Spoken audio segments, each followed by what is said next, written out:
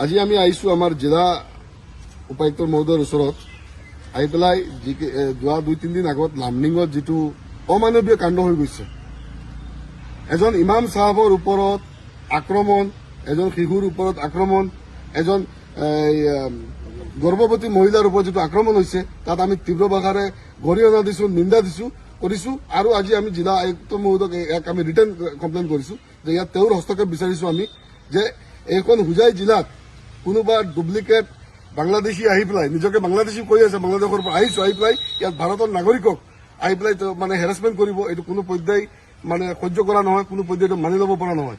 মই ইয়াৰ লগত জড়িত হোজাৰ এজন লম্পট প্ৰাক্তন বিধায়ক, লম্পট দালাল শিলাদিত্য, এই লম্পট দালাল শিলাদিত্যৰ ওপৰতো চোকা দৃষ্টি ৰাখিবৰ কাৰণে মই জিলা প্ৰশাসনক জনাইছো ইতিপূৰ্বে, যাতে জিলা প্ৰশাসনে ইয়াৰ ওপৰতো চোকা দৃষ্টি ৰাখে।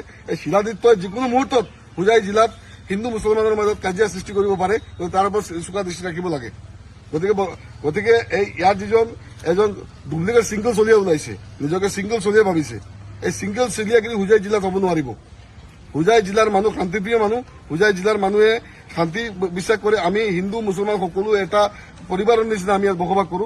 ইয়াত যাতে কোনো ধৰণৰ অশৃংখলৰ, কোনো ধৰণৰ আপোনাৰ স্থান নাই, সাম্প্ৰদায়িকৰ স্থান নাই, এই কথাটো আজি মই ৰাজহুৱাভাৱে কৈছো। আৰু এই প্ৰক্ৰিয়াত আমি আশাবাদী জিলা প্ৰশাসনে ইয়াৰ ওপৰত উচিত ব্যৱস্থা ল'ব, দোষী শাস্তি দিব, চিধা কথা এইটোৱে। আৰু মই ইতিপূৰ্বে মুখ্যমন্ত্ৰীৰ ওচৰত মই সাক্ষাৎ লগ কৰিবলৈ গৈ আছো যে লম্পট দালাল শিলাদিত্যৰ ওপৰত চোকা দৃষ্টি ৰাখিব লাগে। শিলাদিত্যৰ কাৰণে আমাৰ হোজাই জিলাত সাম্প্ৰদায়িক সংঘৰ্ষৰ বজাৰ সৃষ্টি হ'ব পাৰে, তাৰ বাবে আমি মুখ্যমন্ত্ৰীক দিম। আৰু যিটো বাংলাদেশী আহি পেলাই নিজকে বাংলাদেশী কৈ ভাৰতীয় নাগৰিকৰ ওপৰত ইমাম চাহাবৰ ওপৰত আক্ৰমণ কৰিছে, তাৰ ওপৰত বিহিত ব্যৱস্থা ল'বৰ কাৰণে মুখ্যমন্ত্ৰীক আমি কম সময়ৰ ভিতৰত আবেদন জনাম। ধন্যবাদ।